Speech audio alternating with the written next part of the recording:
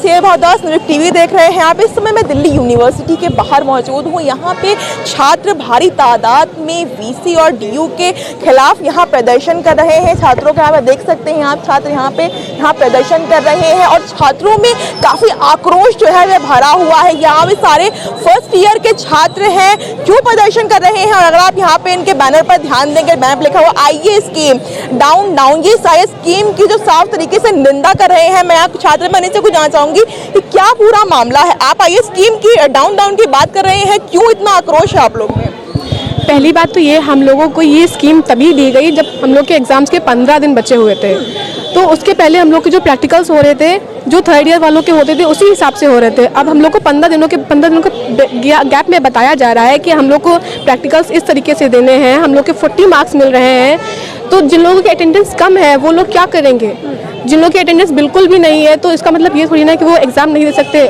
और ये प्रैक्टिकल्स देने की, एग्ज़ाम देने की वजह से बहुत स्टूडेंट्स काफ़ी डिप्रेशन में है, एग्जाइटी उन लोगों को आ रहा है। They are like I can't do that, हम लोग फेल हो जाएंगे, इतना उन लोगों को हो रहा है। एंड आज हम लोग भी देखे आए हैं, मतलब जो छात्र है काफ़ी डिप्रेस्ड लेवल में जा रहे हैं। बहुत दिक्कत हो रही है लोगों को। इवन मेरे फ्रेंड्स, मी, सब लोग बोल रहे हैं कि ये स्कीम सही नहीं आई है। 15 दिन पहले हम लोग कैसे तैयार कर सकते हैं? We are not prepared for this. जो स्कीम है ये कहा जा रहा है कि 15 दिन पहले आई है, इसीलिए आपको यहाँ परेशानी है इस स्कीम से? नहीं, हमें इस स्कीम को ये एक ही प्रॉब्लम नहीं है, इस स्कीम के साथ और भी प्रॉब्लम्स है। एक तो हमारे कोर्सेज एनईपी के अंदर 7 कोर्सेज हो गए हैं, उसके हमारे प्रैक्टिकल्स असाइनमेंट्स ऑलरेडी है। तो अगर आप मार्क्स बढ़ाओगे इंटरनल्स के, फिर हमें और प्रैक्टिकल्स और असाइनमेंट्स देने पड़ेंगे। At the end of the day we are college students, हमारे लाइफ में कोई ऑटोनॉमी वाली बात होनी चाहिए। बट ये स्कीम जो है इस ऑटोनॉमी को हटाता है। ये टीचर्स के हाथ में हद से ज़्यादा पावर देता है और टीचर्स बहुत इंपॉर्टेंट है, टीचर्स हमारे लिए देखते हैं। लेकिन इन दिस वे हमें टीचर्स के हाँ में हाँ मिलाना पड़ेगा। टीचर्स के हाथ में बहुत पावर है अब। और ये एक्सटर्नल एग्ज़ाम्स का जो एक पॉजिटिव था दैट उधर देयर वाज अ स्टैंडर्डाइजेशन कि जहाँ अब आप अगर बाहर जाएंगे आपको एकदम न्यूट्रली मार्क किया जाएगा, आपके ऊपर कोई आपने क्लास अटेंड किया है या नहीं, आपने टेस्ट दिया है या नहीं, इसके बारे में कुछ नहीं था। All students would be on a level playing field. But इसके थ्रू हमारे टीचर्स हमें डायरेक्टली मार्क करेंगे और ये बहुत नेगेटिव होगा। दूसरी बात है हमारी लोड बढ़ जा रही है। लाइक हमारे ऑलरेडी एक वीक में इतने सारे प्रैक्टिकल्स इंटरनल्स है, अब मार्क्स बढ़ के हम कितने और दे पाएंगे? तो ये मेन इश्यूज है इस स्कीम के साथ। एनईपी की बात इन्होंने करी थी कि एनईपी जो है उसकी वजह से समस्या हो रही है। हाँ सॉरी। तो एनईपी जो 2020 में लागू हुआ था, ये अब डीयू ही पहला यूनिवर्सिटी है जहाँ पे हमें उसके चेंजेस दिख रहे हैं। तो पहली चीज़ तो जो एटीट्यूड है बच्चों की तरफ, वो ऐसा है ही नहीं कि बच्चे इंसान है, ऐसे लगता है चूहे हैं कि एनईपी डाल दिया, एफआईयू पे डाल दिया। पहले दिन फर्स्ट ईयर्स आए, उनको पता ही नहीं था उनका कोर्स 3 साल का है या 4 साल का है। वो ये समझ के आए कि कोर्स 3 साल का है, फिर उन्हें पता चला 4 साल का है। उसकी एक्स्ट्रा फीस है, हॉस्टल की फीस है, यहाँ रहने की फीस है, बच्चा कैसे पे करेगा? इतना तो आप पहले बताइए। तो ऐसी चीज़ें प्राइवेटाइज हो रहे हैं। जैसे मैं हिंदू कॉलेज से हूँ, तो हिंदू कॉलेज में भी हॉस्टल नहीं खुला है क्योंकि वो प्राइवेटाइज हो रहा है, क्योंकि शिक्षा में निजीकरण आ रहा है। हाँ, यूजीसी आपको फंड नहीं देगा, यूजीसी आपको ग्रांट नहीं देगा, आपको अब लोन दिया जाएगा। अब वो लोन वापस करने के लिए हमारी फीस बढ़ा रहे हैं और मतलब ये सारी चीज़ें काफ़ी दिक्कतें दे रही हैं बच्चों को। तो एक तो एनईपी एफआईयू के साथ दिक्कतें हैं ही, उसके साथ ये ऐसी जो चीज़ें कर रहे हैं कि आईए स्कीम 15 दिन पहले इम्प्लीमेंट कर दिया, अलग इम्प्लीमेंट कर दिया। यूनिवर्सिटी छात्रों के लिए कुछ लाती है तो कुछ सोच समझ के ही लाती होगी, तो आप लोग उसकी इस तरीके से, इतने बुरी तरीके से आक्रोश में उसकी निंदा कर रहे हैं। जी, बुरी तरीके से तो हम तो रिस्पॉन्ड कर रहे हैं बस कि उन्होंने कैसे बुरी तरीके से एनईपी एफआईयू पे लागू किया है। मेरा ये समझ है कि बच्चों से तो कोई बात नहीं की, एनईपी एफआईयू पे लागू करने से पहले बच्चों से बात करें, पेरेंट्स से बात करें, जो स्टेक होल्डर्स हैं उनसे बात करें। इनकी बातें कहीं और ही चल रही हैं, इनकी बातें चल रही हैं अंबानी अडानी से। तो बच्चों को अगर ध्यान में रख के अगर वो स्कीम डालेंगे तो ऑफकोर्स हम उनके साथ डायलॉग कर पाएंगे। लेकिन मेरा ये समझ है कि वो बच्चों को ध्यान में रख के ही स्कीम नहीं डाल रहे। मतलब आप ये कहना चाहती हैं जो इस समय जो सरकार है वह ध्यान छात्रों की तरफ या देश की तरफ ना देकर के अंबानी और अडानी की तरफ जो उनका ध्यान है ज़्यादा केंद्रित रहता है? हाँ जी, बिल्कुल बिल्कुल, मेरा तो यही मानना है। अच्छा, लेकिन जो न्यू एजुकेशन पॉलिसी है जो उसको बदला गया है, तब ये पॉलिसी लाई गई है कि इससे कहा गया है तो छात्रों की स्किल्स होंगी वो डेवलप होंगी, ये काफ़ी बेहतर होगी और ये जो इसमें चीज़ें हैं वो भी इसको बढ़ाया गया, 4+3+3 किया गया है इसको। तो मैं अपने कॉलेज का एग्जाम्पल देना चाहूँगी इसमें। तो इन्होंने बोला है कि बैचलर्स डिग्री 4 साल का हो जाएगा और उस 4 साल में रिसर्च भी होगी। रिसर्च करने के लिए इंफ्रास्ट्रक्चर तो होना चाहिए। हमारे कॉलेज में एक रिसर्च सेंटर खोला है, वहाँ पे कोई अभी तक रिसर्च चालू नहीं हुई है। अगर रिसर्च करना है फर्स्ट ईयर से कराइए ना। अलग अलग अजीब कोर्सेज डाल दिए हैं, SEC VAC कोर्सेज डाल दिए हैं। उसमें क्या कोर्सेज पढ़ रहे हैं? ये कोर्सेज पढ़ रहे हैं आयुर्वेद, ये एक कोर्स है the art of being happy, एक कोर्स है स्वच्छ भारत अभियान। इन सब से रिसर्च थोड़ी बढ़ेगा।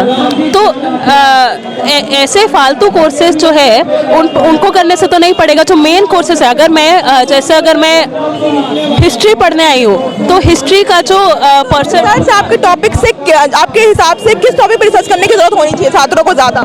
जैसे अगर मास्टर्स आप करते थे, उसमें रिसर्च करते थे, तो आप एक कोर्स चूज करते थे खुद और उस पर रिसर्च होता था। अगर मैं हिस्ट्री पढ़ने आई हूँ तो मेरे को हिस्ट्री में रिसर्च करने का शौक है। मैं क्यों पढ़ूँ आयुर्वेद, मैं क्यों पढ़ूँ आर्ट ऑफ बीइंग हैप्पी, मैं क्यों पढ़ूँ वैदिक मैथ्स? आयुर्वेद को जानना गलत हो रहा है, वो हमारे भारत की बात है, हमें नहीं जानना चाहिए उसको। हाँ, वो हम जान सकते हैं,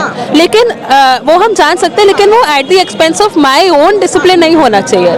आपने जो मेन कोर्सेज हैं वो डिक्रीज करके ये सारे कोर्सेज बढ़ा दिए हैं, तो वो अब मेन कोर्स डाइल्यूट ना करें। हम ये कह रहे हैं कि जो हमारा डिग्री डाइल्यूट ना करें। अब हम बात पे आते हैं, जहाँ ये धरना प्रदर्शन है IAS स्कीम। अब पहले ये बताइए कि जो IAS स्कीम है उससे आपको दिक्कत क्या हो रही है और ये IAS स्कीम है क्या?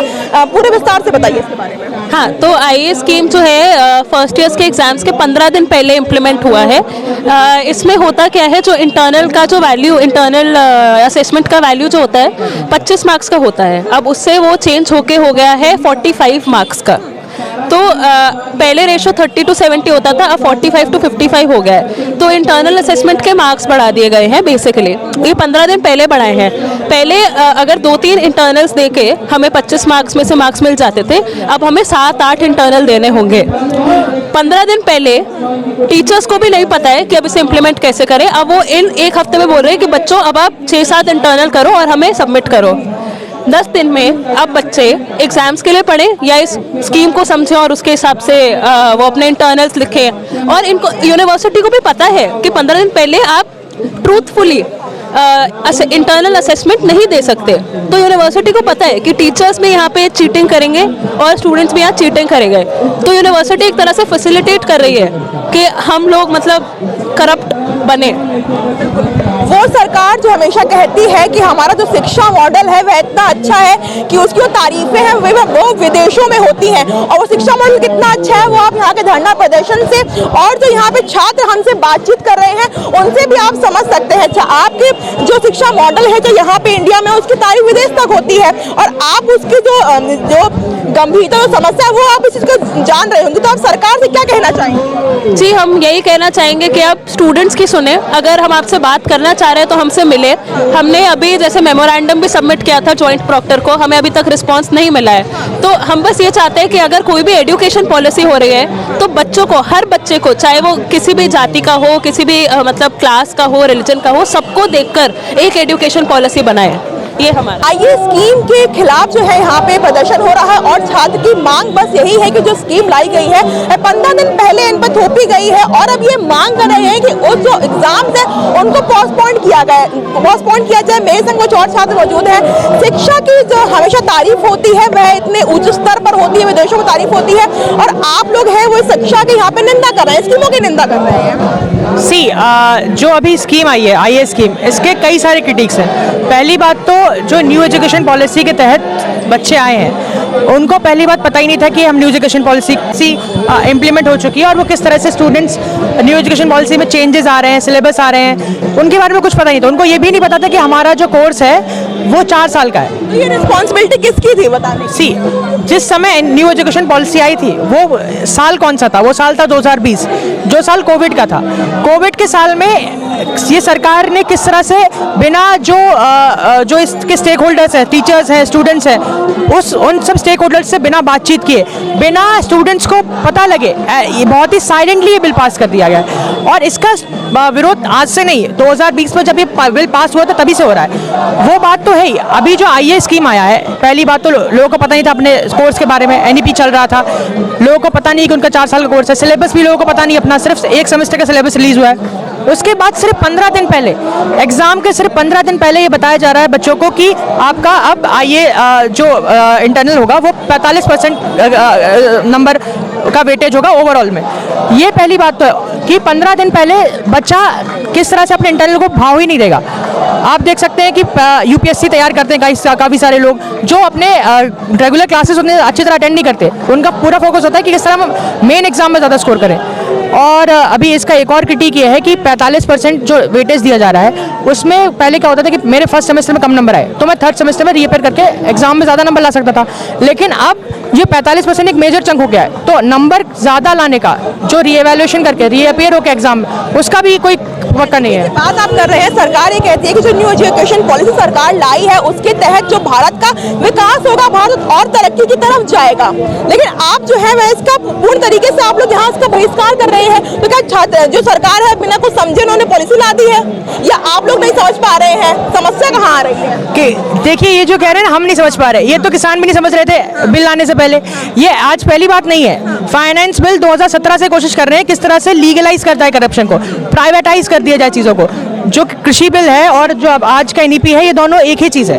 एक ही चीज़ किस तरह से कि commercialisation of the public things, मंडियों का साथ हो रहा था तब, अब शिक्षा के साथ हो रहा है। देखिए अभी किन इंस्टीट्यूट्स को इंस्टीट्यूट ऑफ एक्सेलेंस दिया जा रहा है, कैसे इंस्टीट्यूट्स को प्रमोशन दिया जा रहा है। अभी दिल्ली यूनिवर्सिटी एक पब्लिक इंस्टीट्यूशन है, इसमें किस तरह से फीस वृद्धि हो रही है, क्यों हो रही है? क्योंकि UGC जो है वो हटने वाली है कुछ समय में, NEP बता रहा है हेफा आएगा, हेफा लोन देगा तो क्या होगा? 2 इफेक्ट होंगे, स्टाफ कट, टीचर कट और स्टूडेंट की फी हाइक। ये चीज़ आप साफ साफ देख सकते हैं चीज़ों में। सत्यवती कॉलेज में दुगना हो गई फीस, लोगों ने प्रोटेस्ट किया, थोड़ा कम हुआ, लेकिन हमें इसके पीछे ही देखना पड़ेगा कि न्यू एजुकेशन पॉलिसी में क्या चीज़ें आ रही हैं। कमर्शियलाइजेशन ऑफ थिंग्स, हमें इस तरह से देखना होगा कि सारे जो पॉलिसी होती है वो किन किन लोगों के लिए होती हैं, वो मासेस के लिए होती हैं। इंडिया का मास ऐसा नहीं है कि वो प्राइवेट एजुकेशन को अफोर्ड कर सके, उसको पब्लिक एजुकेशन, सस्ते में शिक्षा चाहिए। और इंडिया में सस्ते में शिक्षा देने वाले पहले से इंस्टीट्यूट कम है। आप देखिए कितने भी पब्लिक इंस्टीट्यूशन है वो कब चालू है, 60s में, 30s में। दिल्ली यूनिवर्सिटी खुद 1916 में चालू है। कोई एक नया पब्लिक इंस्टीट्यूशन बना ही नहीं है।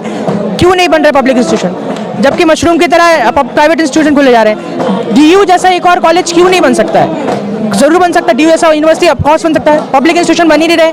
और ऊपर से क्योंकि जो पूर्ण तरीके से जो आपकी समस्या है वह न्यू एजुकेशन पॉलिसी के तहत ही आ रही है। जितनी भी समस्या है न्यू एजुकेशन पॉलिसी के तहत काफ़ी सारी चीज़ें आ रही हैं। जो आप देखिए ना, प्रॉक्टर के पास, हम जॉइंट प्रॉक्टर के पास हमारा मेमोरेंडम सबमिट करने वाला डेलीगेशन गया, वो कहते हैं हम आपकी बात से एग्री करते हैं लेकिन हमारे बस में कुछ है ही नहीं, ये सब ऊपर से आ रहा है। तो जो एडमिनिस्ट्रेशन है वो भी नहीं पता कर पा रहे कि ये सारी चीज़ें ऊपर से इंप्लीमेंट किए जा रही हैं। कह रहे हैं कि जो आपके एग्जाम्स है पोस्टपोन हो जाने चाहिए। सी पोस्टपोन तो कई वजह से होना चाहिए। एक तो IA स्कीम की वजह से कि एकदम 15 दिन पहले आपने कर दिया, ऊपर से सेमेस्टर इतने स्क्वीज कर दिया गया। 7 सब्जेक्ट पढ़ा रहे हैं आप, सेमेस्टर भी कम कर देंगे। 7 सब्जेक्ट पढ़ाने का भी हमारा एक अलग क्रिटिक है, वो तो चलो बात की बात है, लेकिन 7 सब्जेक्ट पढ़ा के आपने सेमेस्टर का एक्सपेंशन भी नहीं किया। सेमेस्टर आपने उतना ही उससे से भी कम कर दिया, जो नॉर्मल सेमेस्टर से कम कर दिया, और एकदम से इतने कर एग्जाम्स का बोझ आ रहा है। तो it is of course a thing we should protest, we should at least show our anger और rage against this kind of. सरकार से क्या कहना चाहेंगे? See I just want to say कि पब्लिक इंस्टीट्यूशंस को, पब्लिक एजुकेशन को बचा रहना चाहिए। और जो हेफा और NEP के तहत हो रहा है, ये उनको भी समझ में आता है वो क्या करना चाहते हैं। ये एक झारखंड में रहने वाला गरीब आदिवासी का बच्चा जो आता है दिल्ली में पढ़ने, क्यों आता है वो? क्योंकि उसको यहाँ अच्छी शिक्षा मिलती है, अच्छी शिक्षा मिलती है। वो उस बंदे तक पहुँचना है भारत देश को। और ऐसे वो एक बंदी कहानी नहीं, ऐसे हज़ारों लोग हैं, वो ही मास है इंडिया का। तो उस तक पहुँचने के लिए ऑफकोर्स हमें ऐसी NEP के विरोध करना चाहिए, पब्लिक एजुकेशन सिस्टम को बचाए रखना चाहिए।